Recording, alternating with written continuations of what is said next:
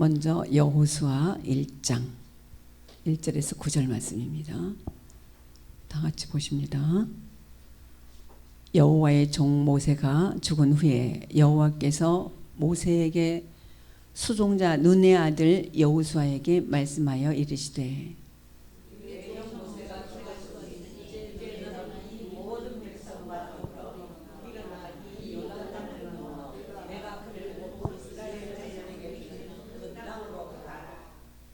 내가 모세에게 말한 바와 같이 너희 발바닥으로 밟는 곳은 다 내가 너희에게 주었노니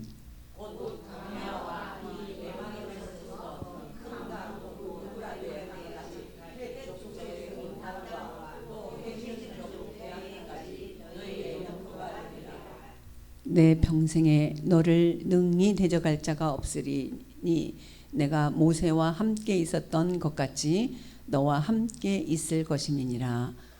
내가 너를 떠나지 아니하며 버리지 아니하리니.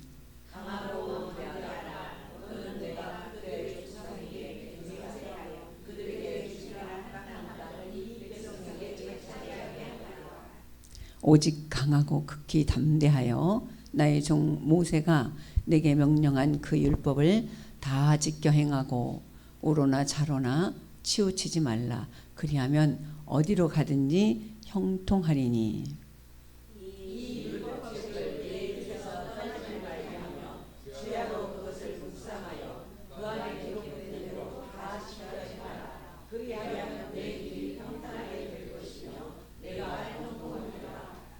내가 네게 명한 것이 아니냐. 강하고 담대하라. 두려워하지 말라. 놀라지 말라. 네가 어디로 가든지 네 하나님 여호와가 너와 함께 하느니라 하시니라. 아멘. 말씀 한 절 더 봅니다. 에베소서 4장 21절에서 24절입니다. 진리가 예수 안에 있는 것 같이 너희가 참으로 그에게서 듣고 또한 그 안에서 가르침을 받았을진데 너희는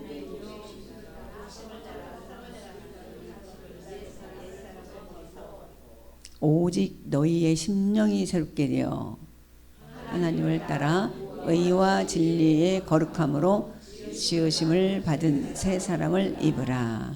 2026년도의 새해 첫 주일 아침입니다. 달력은 바뀌었고 또 숫자는 새로워졌습니다. 그러나 성경은 우리에게 묻습니다. 너는, 나는, 너는 진짜 정말로 새로워졌는가? 여러분 자신에게 한번 물어보십시오. 나는 정말 새로워졌는가? 우리는 해마다 새해를 맞이합니다. 새 다이어리도 만들고 새로운 계획표, 새로운 결심도 합니다. 그러나 어느 순간 다시 예전으로 돌아가 있는 나를 발견할 때가 많습니다. 이게 누구 얘기냐면 제 얘기예요. 새해에는 이렇게 해야겠다, 이렇게 기도해야겠다 했는데 어느 정도 몇 달 지나고 나니까 다시 옛날 그 모습으로 돌아가 있는 것을 발견할 수가 있습니다. 왜 그럴까요? 겉은 새해인데 속은 여전히 옛사람이기 때문입니다. 바울은 오늘 본문에서 새 사람이 되라고 말하지 않습니다. 이미 믿는 성도에게 이렇게 말합니다. 옛사람을 벗어버리라. 옛사람을 벗어버리라. 옛사람을 벗어버리게 되면 자동적으로 새 사람이 되기 때문에 그렇습니다. 문제는 새로움이 없는 것이 아니라 구습을 내가 끌어안고 있기 때문에 새 사람이 되지 못한다는 것입니다. 구습이란 무엇입니까? 단순한 나쁜 습관이 아닙니다. 본문에서 바울은 구습이라는 단어를 씁니다. 이 말은 단순한 생활 습관을 뜻하는 것이 아니고 구습이란 첫째는 하나님 없이 살아온 방식, 두 번째는 상처에 반응하던 오래된 나의 태도, 세 번째는 죄에 길들여진 생각의 구조, 불신앙이 습관이 된 삶의 패턴, 이런 것들을 버리라고 하는 것입니다. 내가 취미가 예를 들어서 어떤 것이 있는데 그 취미로 인해서 내 신앙생활이 방해된다. 그러면 어떻게 되겠어요? 버리라는 거예요. 버리라는 거. 자, 우리는 이렇게 말합니다. 아이, 원래 내가 이래. 원래 이게 내가 이런 성격이야. 이건 나도 어쩔 수 없어. 이거 버릇인데 어떡해? 다들 그렇게 살잖아. 이렇게 말합니다. 그러나 성경은 그것을 뭐라고 그러냐면 구습이라고 합니다. 구습이라고. 그렇기 때문에 그러면서 바울이 그렇게 말해요. 그것은 썩어져 가는 것이다. 썩어져 가는 구습을 버리라는 거예요. 구습은 중립적이지 않습니다. 가만히 두면 반드시 우리를 무너뜨리게 됩니다. 구습은 눈에 잘 띄지 않습니다. 구습의 가장 무서운 점은 우리가 그것을 죄로 인식하지 못한다는 것입니다. 우리가 그것을 죄로 인식하지 못하면 어떻게 되냐면 늘 불평하지만 현실적이라고 생각해요. 늘 비교하지만 경쟁력이라고 합리화합니다. 늘 미루지만 미루는 것이 내가 신중하기 때문에 그래. 이렇게 핑계를 댑니다. 늘 상처를 주지만 내가 솔직해서 그래. 내가 솔직해서 다른 사람이 들으면 상처가 될 말도 그냥 해버리는. 구습은 죄의 가면을 쓴 일상성이에요. 내 일상성에서 내 구습 때문에 상처받는 사람이 있다라는 걸 기억하라는 것입니다. 그래서 바울은 먼저 이렇게 말합니다. 구습을 발견하라. 응? 발견되지 않는 죄는 회개되지 않습니다. 회개되지 않는 구습은 반드시 반복됩니다. 발견 다음에 필요한 것은 뭐냐면은 뭘까요? 버리는 거예요. 그래서 바울은 발견하고 그 다음에 버리라는 거예요. 본문은 단호합니다. 옛사람을 벗어 버리라. 여기서 벗다라는 것은 의복을 완전히 벗어 던지는 거예요. 벗다 중간에 놔두는 것이 아니라 반쯤 벗는 것이 아니고 잠시 내려놓는 것도 아니에요. 신앙은 덜 나쁜 사람이 되는 과정이 아니라 옛사람을 죽이는 결단입니다. 이 신앙이라는 게 하나님을 바라본다는 것이 바로 그런 것입니다. 우리 아이가, 내 자녀가 엄마가 내가 또 있고 또 엄마 같은 사람이 또 있어서 엄마가 온전한 어머니로 생각하지 않는다면 얼마나 서운할까요? 하나님은 저와 여러분의 아버지이십니다. 아버지이시기 때문에 우리에게 항상 요구하는 것도 있습니다.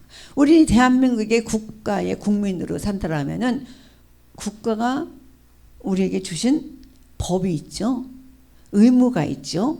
다 지켜야 됩니다. 세금을 안 내면 끝까지 추징합니다. 하나님 앞에서도 우리도 하나님 앞에 의무가 있습니다.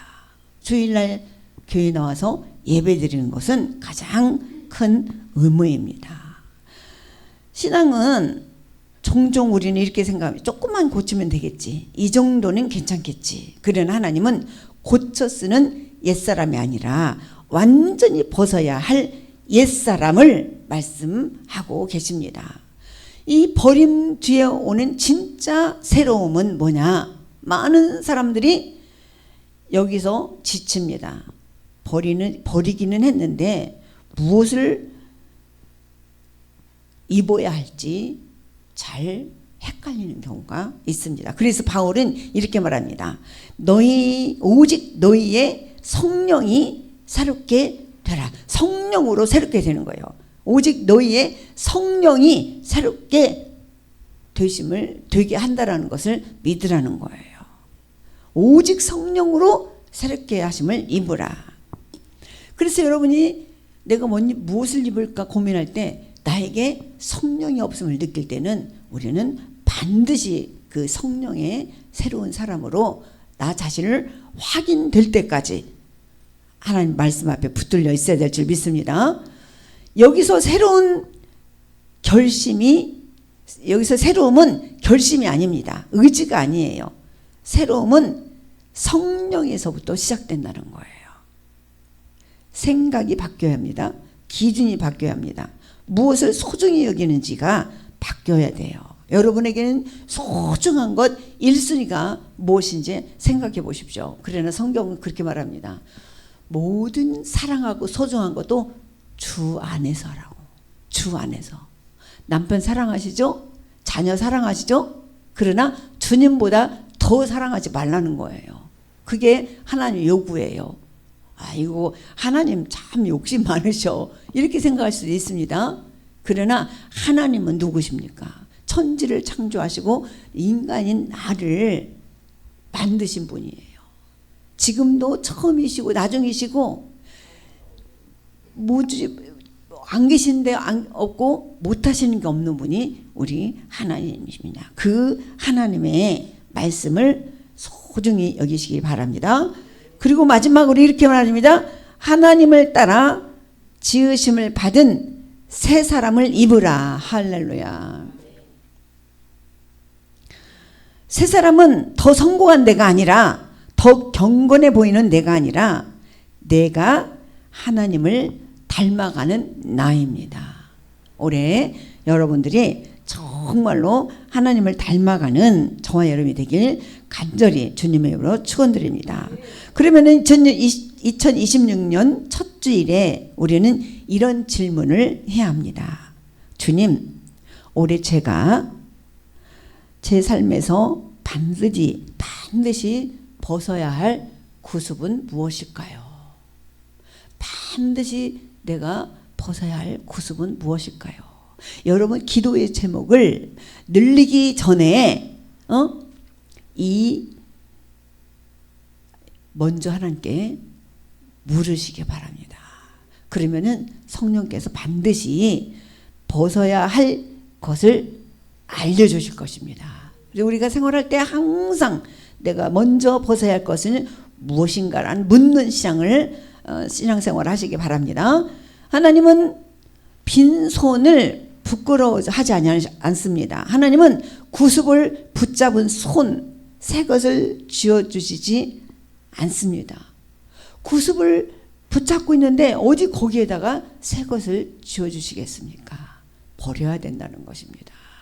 그래서 오늘 바울이 말하는 것을 정리하자면은 그리스도 안에 있는 나에게 말합니다. 그리스도 밖에 있는 사람들에게 말하지 않습니다. 세상 밖에 있는 사람들에게 이런 말을 하지 않아요. 오늘 21절에 보니까 그리스도 안에 있는 그러니까 진리가 예수 안에 있는 것 같이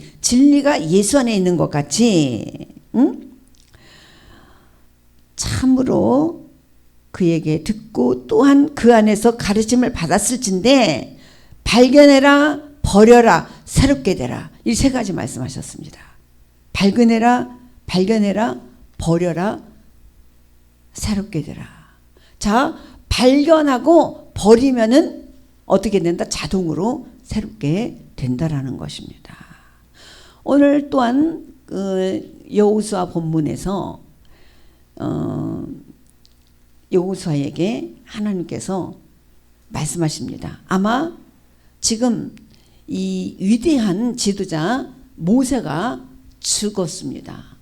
모세가 죽고 나니까 여호수아는 어떻게 하지? 두려웠을 것입니다. 근데 하나님께서는 여호수아에게, 왜냐하면 단순한 지도자 교체가 아니기 때문에 여호수아에게 뭐라고 그러냐면은 하나님은 여호수아에게 네 입에서 율법책을 떠나게 하지 말라 이겁니다. 자, 우리가 구습이 계속된다면은 기억할 것이 바로 이것입니다. 내가 구습이 계속되지 않게 하기 위해서는 오늘 내가 말씀을 붙들고 주야로 말씀을 묵상하는 것이 내 구습을 떨쳐버리고 새 사람을 입는 방식이구나. 이걸 기억하시기 바랍니다. 여호수아 앞에 지금 요단강이라는 현실적인 큰 장벽이 놓여 있습니다. 또한 가나안이라는 미지의 땅, 또 백성이라는 백성을 책임져야 하는 그런 놀라운 그런 지금 직임을 앞두고 있습니다. 여호수아는 두려웠을 것입니다. 자신이 모세가 아니라는 사실을 너무도 잘 알기 때문입니다. 모세라는 분은 어떤 분이었습니까? 얼마나 놀라운 지도자였습니까? 모세가 하나님과 함께하고 모세 자신이 하나님의 율법을 직접 받은 사람이잖아요. 그러니까 하나님께서 여호수아 1장 1절에서 그렇게 말합니다. 눈의 아들 여호수아에게 말해요. 눈의 아들 여호수아. 눈이라는 것은 사람 이름입니다. 바람이고 생명이고 그런 뜻이 있어요. 근데 눈이라는 아버지가 신앙인이었어요. 여러분들도 지금 어렸을 때 교회 다닌 적 있죠? 예수가 뭔지도 모르고 그냥 교회 다녔을 겁니다. 나중에 예수를 영접했지 예수도 모르고 교회를 다녔어요. 그때 누가 계셨냐면 부모님이 계셨습니다. 그때 부모님이 계셨기 때문에 교회를 다녔죠. 마찬가지로 여호수아도 마찬가지입니다. 눈이라는 부모님이 계셨습니다. 그래서 성경은 계속 성경에서 5, 6군데에서 눈의 아들이라는 말을 씁니다. 그러나 눈에 대해서는 설명하지 않습니다. 아버지에 대해서는 설명하지 않습니다. 아버지는 어쩌면 믿음에 시작되는 세대였을 것입니다. 그러나 사역에 둔 이 여호수아는 눈의 아들 여호수아 이렇게 표현하고 있습니다. 그래서 하나님은 언제나 우리에게 너 강해져, 너 지혜를 짜내 이렇게 말하지 않습니다. 하나님은 이렇게 말씀하세요. 이 율법책을 내 입에서 떠나지 말게 하라.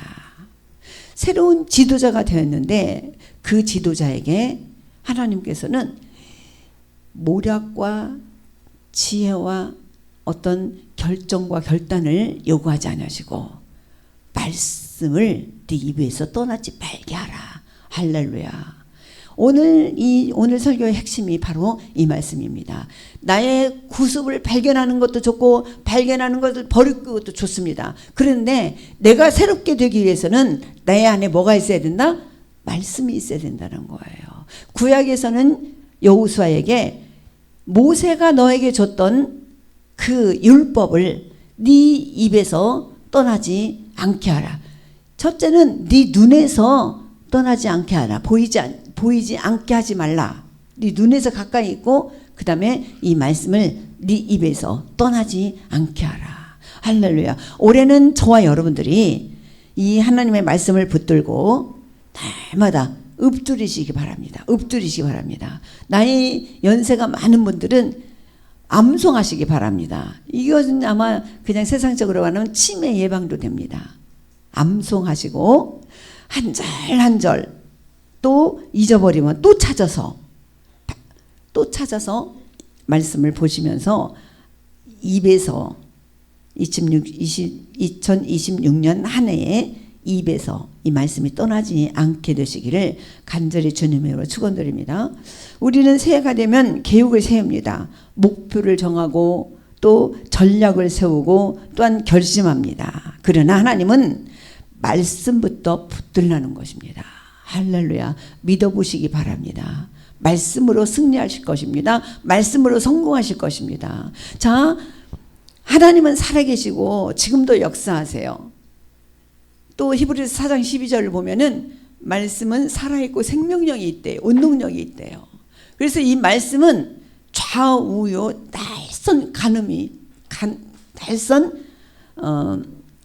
날선 검이라고 했습니다. 좌우로 날선 검이면 얼마나 뾰족할까요? 이 검이 우리 생각을 감찰하고 우리의 뼈와 골수까지도 쪼개진다는 거예요. 자, 그러면은 여러분, 하나님의 말씀의 검이 저와 여러분들을 바꿀 수 있을까요? 없을까요? 있습니다. 어떻게 하면? 믿으면, 내 말씀으로 받아 믿으면 분명히 우리 뭐 관절 또한 어디 아픈 상처 다 치료할 수가 있는 것이 바로 말씀입니다. 왜 하나님께서는 말씀을 붙들라고 그러셨을까요?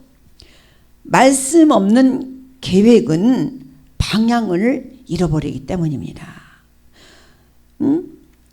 지도 없이 떠나는 여행은요, 헤맬 수밖에 없습니다. 하나님은 여호수아에게 이렇게 말씀하십니다.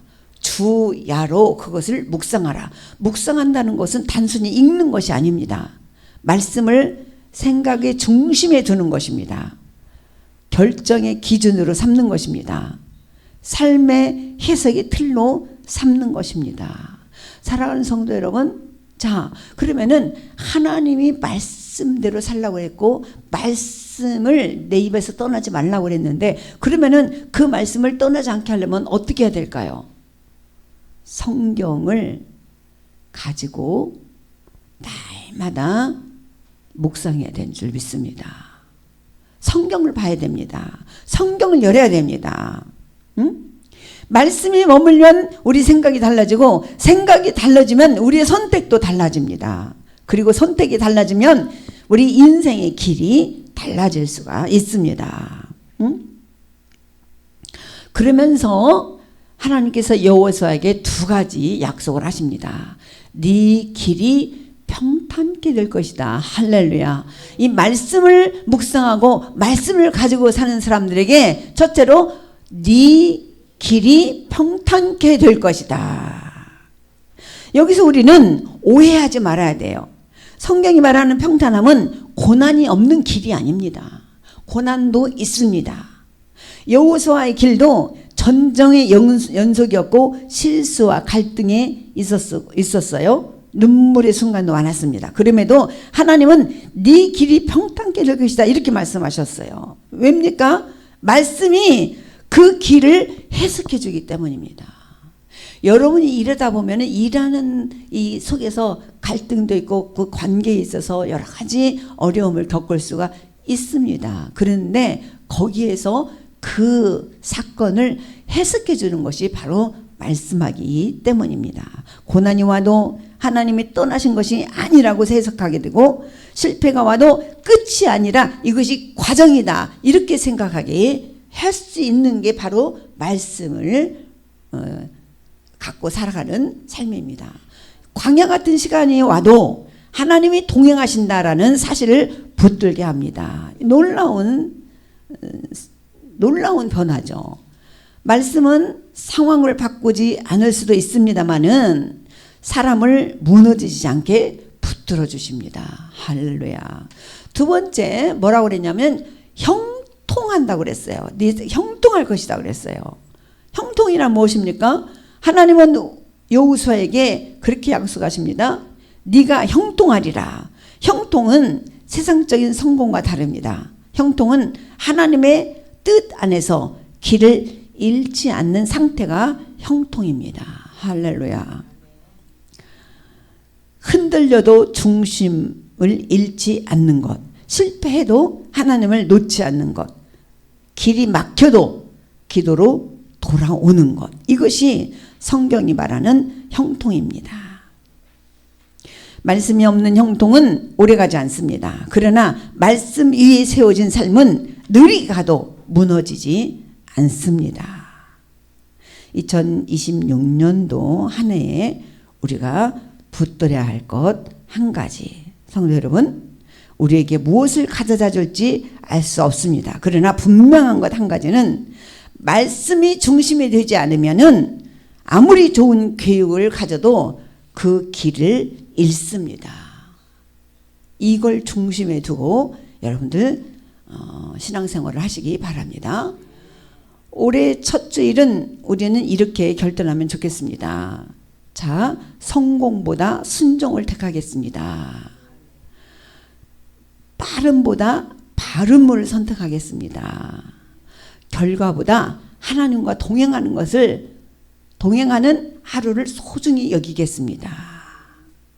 이렇게 해서 말씀이 우리 입에 머물게 하시고, 또 말씀이 우리 생각을 다스리게 하시고, 또 말씀이 우리의 길이 되게 하시길 간절히 주님의 이름으로 축원드립니다. 그래서 예수님이 이 땅에 오셔서 뭐라고 그랬냐면, 내가 길이요 진리요. 여러분 인생을 여러분이 생각해 보십시오. 여러분 인생요, 저는 그걸 처절하게 느꼈습니다.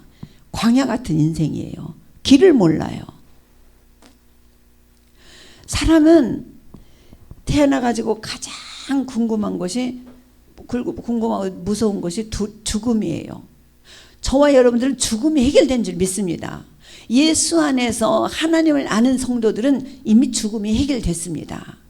자, 그리고 세상 살아가면서 가장 갈구하는 것이 뭐냐면 진리예요. 진리. 많은 철학자들이 진리를 얘기했지만은 내가 진리다라고 하는 사람은 하나도 없습니다. 예수님이 이 땅에 오셔서 내가 진리야, 내가 길이야, 내가 진리야, 내가 생명이야. 예수님 한 분만 붙들면은 여러분들의 길은 잃지 않습니다. 여러분들 진리를 만나신 것이 축복인 줄 믿으시기 바랍니다. 여러분의 생명, 여러분의 죽음은 이미 해결되어 있습니다. 현재 내 눈앞에 보이지 않을지라도 앞으로 여러분들이 어느 정도 살다가 죽을지 모르겠지만은 하나님이 이 노아 홍수 이후로 우리에게 생명을 정해놓은 게 뭐냐면 120이라고 정했어요. 더 살 수도 있을지 모르겠지만은, 덜 살 수도 있지만은 120보다 더 사는 사람들은 아마 세계 기네스북에 오를 몇 명 손꼽을 정도지 120 이상으로 건강히 사는 사람들은 없습니다. 왜? 성경에서 정해놓기 때문이에요. 응? 그래서 120이 되었는데, 모세가 120이 되었는데 죽어야 돼요. 건강했어요. 눈도 어둡지 않았어요. 귀도 어둡지 않았어요. 그래서 120이 되어서 하나님이 데려가시고 그 뒤에 여호수아를 세웠는데, 여호수아에게 첫 번째로 말씀하신 것이 뭐라고요? 말씀을 네 입에서 떠나지 말게 하라. 오늘 저와 여러분에게 주신 2026년 첫 말씀이 여러분들에게 큰 힘이 되고 여러분들에게 큰 성공을 가져다 줄 겁니다. 말씀을 눈앞에서 보이지 않게 하지 말고 눈앞에 두고 항상 어디를 펴서 읽어도 괜찮아요. 그러나 창세기부터 읽다 보면은 좀 어려울 수도 있습니다. 그러나 구약은 쉽게 넘어가요. 왜냐하면 스토리이기 때문에. 이제 신약이 넘어오면은 조금 어려운 부분도 있을 것입니다만은, 일단은 말씀을 붙들고 몸부림을 치시기 바랍니다. 올 한 해 여러분들 입에서 말씀이 떠나지 않게 하고 시편 1장 1편처럼 복 있는 사람이 되기 위해서는 말씀을 주야로 묵상하는 저와 여러분이 되길 간절히 주님의 이름으로 축원드립니다.